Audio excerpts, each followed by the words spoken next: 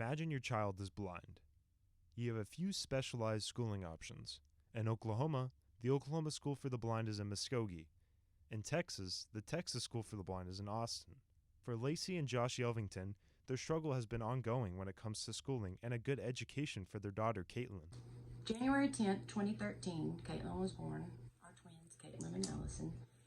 And from the time they were born is when we knew that things weren't going to be as picture perfect as we thought.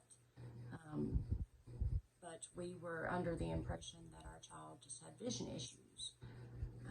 Fast forward, and now we have a blind child and also an autistic child. So now we have two different types of disabilities. Specifically, it began around first or second grade.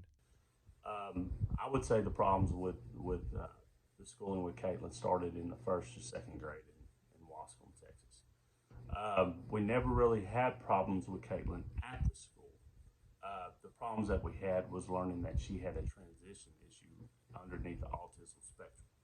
So first and second grade, we had problems with my wife dropped the girls off, and Caitlin would not want to go into the school.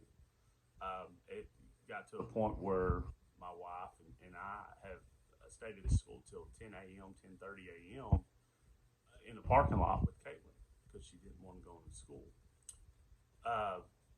So we were learning about a transition issue that Caitlin had.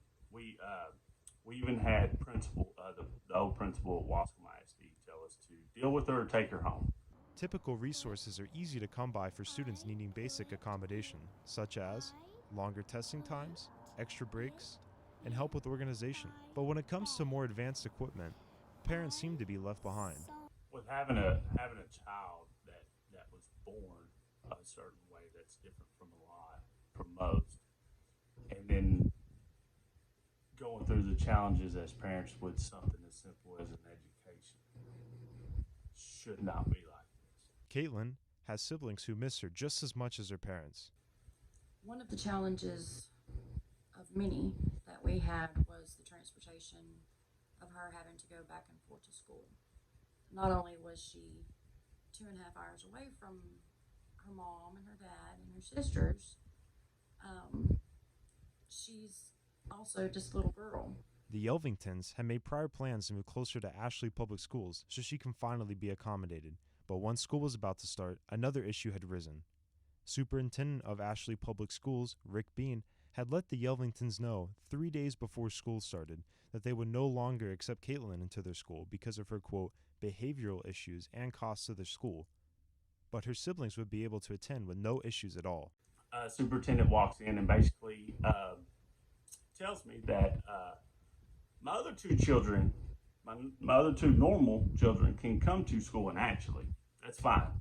But Caitlin will be denied because of behavioral issues. I repeatedly mentioned to him that she has IEP, she's autistic. This is not a behavioral of a normal child just acting up. This is something with a transition.